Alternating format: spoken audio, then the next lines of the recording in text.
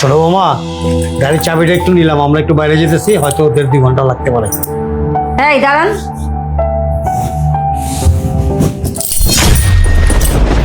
চাবিটা যে নিয়েছেন আমার পারমিশন নিয়েছেন? ছোট বৌমা, তুমি তোমার ভাসুরের সাথে এভাবে কথা বলছো কেন? আর চাবিটা ওইভাবে ছিনিয়ে নিলে কেন? আপনাদের সাথে কেমন ব্যবহার করবে? গাড়িটা আমার বাবা আমার ব্যবহারের জন্য দিয়েছে, আপনাদের জন্য না। এর চেয়ে ভালো ব্যবহার আমি করতে পারি না। আর কখনোই চাবিতে হাত দিবেন না, বুঝতে পেরেছেন? ছোট বৌমা, আসলে আমাদের খুব তাড়া ছিল, খুব তাড়াতাড়ি যেতে হবে সেখানে, এর জন্য চাবিটা নেওয়া। তার জন্য তুমি আমাদেরকে এভাবে অপমান করলে। আপনারা যদি অপমান বোধ করেন তাতে আমার কোনো কিছু করার নাই। গাড়ি ব্যবহার করার জন্য আমার বাবা আমাকে দিয়েছে, আপনাদের জন্য না। ওই যে কথায় আছে না, ঘোড়া দেখলে ফোড়া রোগ হয়, আপনাদের অবস্থা হয়েছে তাই। এখন তো গাড়ি দেখেছেন, আপনাদের গাড়ি লাগবে। কখনো প্রাইভেট গাড়ি চলেছেন? সারা জীবন তো চলছেন রিক্সায়। দাঁড়ান, দেখেন বন্ধুরা, এটা কেমন বৌমা, অহংকারী বৌমা।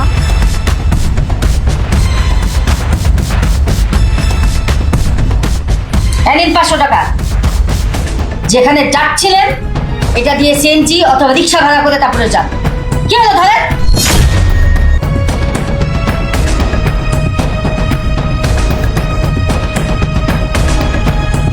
ছোট বউ, তুমি কি ভাবছো আমাদের কাছে টাকা নাই?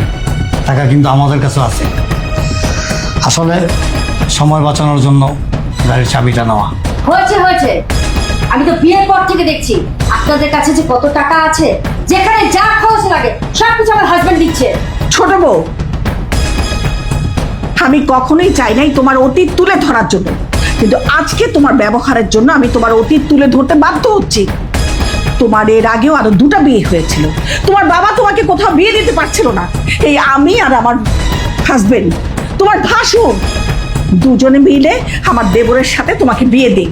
আর ওই যে গাড়ির কথা বললে না, সেই গাড়িটা শুধু তোমাকে ব্যবহার করার জন্য দেয়া হয়নি, ওই গাড়িটা আমাদের সবাইকে ব্যবহারের জন্য তোমার বাবা উপহার হিসেবে দিয়েছিল। আপনার কত বড় সাহস, আমার সাথে গলা উঁচু করে কথা বলছেন? গলা নিচে নামান, গলা নিচে নামিয়ে কথা বলেন। আমার অতীত নিয়ে কথা বলছেন? এরপর যদি আমার অতীত নিয়ে কথা বলেন, আপনাদের দুজনকে এই বাড়ি থেকে বের করার ব্যবস্থা আমি করবো। ছোট বউ, দিন দিন তোমার বেয়াদবির মাত্রা কিন্তু বেড়েই চলেছে। এখন বুঝতে পারতেছি তোমার এই বেয়াদবির কারণেই না তুমি আগের 2টা সংসার করতে পারো নাই। আপনার কত বড় সাহস, আমার স্বামী বাড়িতে থেকে আমার স্বামীর চা খেয়ে আমার সাথে গলা উঁচু করে কথা বলেন? ছোট বউ, তোমার এত অধপতন হয়েছে যে তুমি তোমার ভাসুরের গায়ে হাত তুলতেও দ্বিধাবোধ করো নাই। আরে আমরা যদি তোমাকে দয়া করে বিয়ে করায় না নিয়ে আসতাম, তাহলে তোমার অতীত জেনে তোমাকে আর কেউ কোনোদিন বিয়েই করতো না। একদম চোখ। আরেকটা কথা বললে আপনার স্বামী গায়ে হাত তুলেছি না, আপনার গায়ে হাত তুলতে আমি দ্বিধাবোধ করবো না। শোনো ছোট বউ, আমার ছোট ভাই না কোনো অবস্থাতেই তোমাকে বিয়ে করতে রাজি ছিল না। এই আমি আর আমার স্ত্রী অনেক বুঝিয়ে সুঝিয়ে তারপর ওকে রাজি করাইছি। হ্যাঁ, সেটার পুরস্কার তুমি আজকে এইভাবে দিলে। বাহ, সত্যি তোমার তুলনা হয় না। কি বলতে চাচ্ছেন? আমি খুব খারাপ? তাহলে এক কাজ করেন, এই বাড়ি ছেড়ে চলে যান না। কেন এখানে পড়ে আছেন?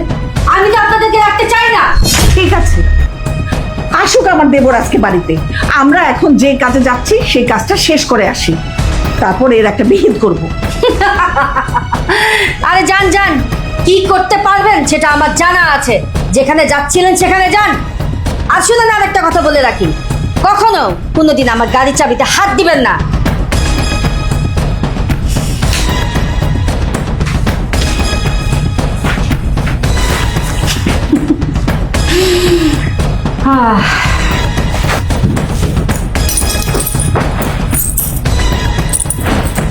কত বড় সাহস, আমার গাড়ির চাবিতে হাত দিবে! কত শখ, শখটা মিটিয়ে দিয়েছি না।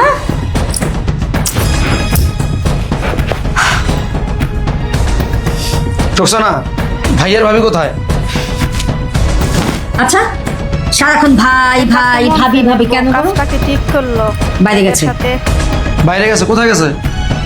জানি না কি কাজের জন্য বাইরে গেছে, আমার কাছ থেকে গাড়ি ভাড়া নিয়ে গেছে। গাড়ি ভাড়া নিয়ে গেছে? আমাদের তো গাড়ি আছে, গাড়ি ভাড়া কেন নিবে? চাবি নিয়েছিল, আমি চাবি রেখে দিয়েছি। চাবি রেখে দিয়েছো কেন? কেন মানে? আমার বাবা তোমার আমার ব্যবহারের জন্য গাড়িটা দিয়েছে, তাদের ব্যবহারের জন্য তো গাড়িটা দেয়নি, তাদেরকে কেন দিব? রক্সনা, তুমি ভুলে যাও না, তোমার বাবা গাড়িটা কেন দিছে? আমাদেরকে উপহার দিছে, আমার ফ্যামিলির সবাই ব্যবহার করবে। তুমি আমার ভাইয়ের কাছে গাড়ির চাবি রেখে অন্যায় করছো, কাজটা ঠিক করো নাই। চাবি রেখে দিয়েছি, বেশ করেছি। এই তোমার ভাই ভাবি কি কখনো গাড়িতে চলেছে? সবসময় তো রিক্সায় চলেছে। ও এখন গাড়ি রেখেছে, উনাদের গাড়ি লাগবে তাই না? আবু, তুমি আমার গায়ে হাত তুললা? হ্যাঁ, হাত তুললাম, আর আমার মন চাইতেছে অক্ষন্তর আমি তালাক দিয়ে দিই। তালাক? কেন, আমি কি করলাম? তোর এত বড় সাহস, তুই আমার বড় ভাইয়ের গায়ে হাত তুলছস, আমার ভাবির অপমান করছস। কোথায় আমি ভাবিকে অপমান করেছি, ভাইয়ের গায়ে হাত তুলেছি? আমি ওইখানে দাঁড়াইয়া সবকিছু নিজের চোখে দেখছি, নিজের কানে সব শুনছি। এই, তোর কাছে গাড়ি, আরে গাড়ি চাবি সবচেয়ে প্রিয় না?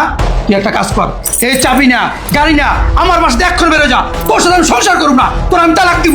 আই কর। না, তুমি এসব কি বলছো? আবু, আমি যাবো না। ঠিক কর। আমার বয়স হয়ে গেছে, আমি বিয়ে করতে চাই নাই। আমার ভাই, আমার ভাবি বুঝে শুনে আমার রাজি করছে। আর তোর আগে দুইটা বিয়ে হয়েছিল, তা আমি যাই না শুনে আমি তোর বিয়ে করছি শুধু আমার ভাই ভাবির কথায়। আর তুই আমার ফেরেস্তার মতো ভাই ভাবির সাথে খারাপ ব্যবহার করছস, তাদেরকে হাত তুলছস। এখন আমি বুঝতে পারতাছি তুই আগে দুইটা সংসার কেন করতে পারস তাই। আর আমার ভাইয়ের সাথে, আমার ভাবির সাথে তুই এরকম ব্যবহার করতেছস, না জানি আগের সংসারের শ্বশুরের সাথে তুই কিরকম ব্যবহার করছস।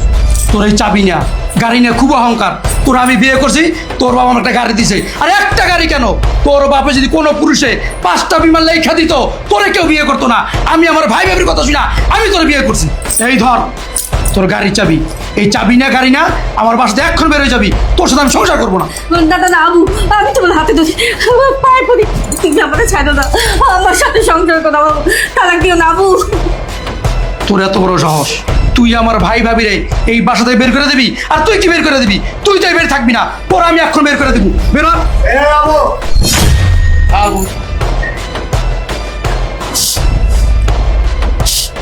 যে কি কোনো ভালো মানুষের কাজ? এই বউয়ের গায়ে কারা হাত তোলে? ভাইয়া, হাত তুলবো না কি করবো? ওর কত বড় সাহস, ও ভাবির অপমান করে, তোমার গায়ে হাত তুলে। আর কোনো ভদ্রবাড়ির বউ তার ভাসুরের গায়ে হাত তুলতে পারে না। ওর সাথে আমি সংসার করবো না, ওর আমি এক্ষণ তালাক দেয়া এই বাসাতে বের করে দিবি। দেখো ভাই, আমরা এই বিষয় নিয়েই তোমার সাথে কথা বলতে চাচ্ছিলাম। আমরা নিজেই তো দেখে শুনে তোমাকে বিয়ে করায় নিয়ে আসলাম, অথচ এই মেয়ে যে এত বেয়াদব হবে সেটা তো আমরা জানতাম না। আর এখন তো কিছু করারও নাই, যেহেতু তোমাদের বিয়ে হয়ে গিয়েছে। তাই বলছিলাম কি, তোমরা এই সংসারে থাকো, আমি আর তোমার ভাই এই বাড়ি থেকে চলে যাই। না ভাবি, আপনিও কোথায় যাবেন? আপনিও কোথাও যাবেন না।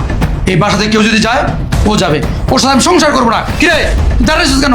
যা। স্বামীটা আবার ঠিক আছে, কিন্তু বউটা বেয়াদব একটা। ভাবি, কাজ করে নাই। আপনার দুজন আমাকে ক্ষমা করে দেন। ভাই, আপনার গায়ে হাত তোলা আমার উচিত হয়নি। ভাবি, আমি আপনাকে যা তা বলেছি, আপনি আমাকে দয়া করে মাফ করে দেন। ভাই, আপনার ভাইকে বুঝান না, ও যেন আমাকে বাড়ির থেকে বের না করে দেয়, আমার সাথে যদি সংসার করে আমাকে তো তালাক না দেয়।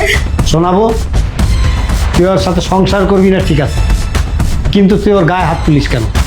আমাদের দেশে আইন আছে, আইন অনুযায়ী যেভাবে ডিভোর্স দিতে হয় সেভাবে ডিভোর্স দিয়ে দিবি, কিন্তু তোর গায়ে হাত তোলাটা ঠিক হয়।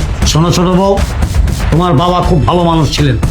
তোমার দুইটা বিয়ে হয়েছিল, সেটা জানা সত্ত্বেও একমাত্র তোমার বাবার মুখের দিকে তাকায় তোমাকে এবারের বউ করে আনছিলাম। কিন্তু তুমি এই বাড়ির বউ হয়ে আসার পর থেকে আমাদের বাড়ির পরিবেশটাই তুমি নষ্ট করে ফেলছো। আর বিয়ে আমি করাইছি, এখন সংসারও তোমার সাথে করে, সংসারও করবে কি করবে না, তোমাকে রাখবে কি রাখবে না, সেটা একান্ত ওর ইচ্ছা। আমি তোমাকে বলছি, আমি আর করবো না এরকম অন্যায়, আমাকে মাফ করে দাও। তুমি আমাকে এই বাড়ি থেকে বের করো না, আমাকে একটা বার সুযোগ দাও। যে অন্যায় তুই করছস, সেই অন্যায় ক্ষমা হয় না। এক্ষণ এই বাসা থেকে বের হয়ে যা। যদি না যাস, মারতে মারতে এই বাসা থেকে বের করবো। বেরিয়ে যা।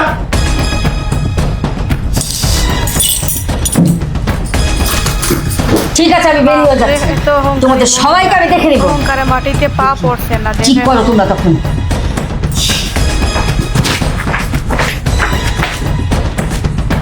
এমন একটা সিদ্ধান্ত নেওয়ার আগে একটু চিন্তা ভাবনা করা উচিত ছিল তোর। ভাইজান, চিন্তা ভাবনা করে করছে যা করছে, ওর মতো বেয়াদব মেয়ে এবার থাকার কোনো অধিকার নেই। ভিডিওটা ভালো লাগলে সাবস্ক্রাইব দিয়ে পাশে থাকবেন। ধন্যবাদ।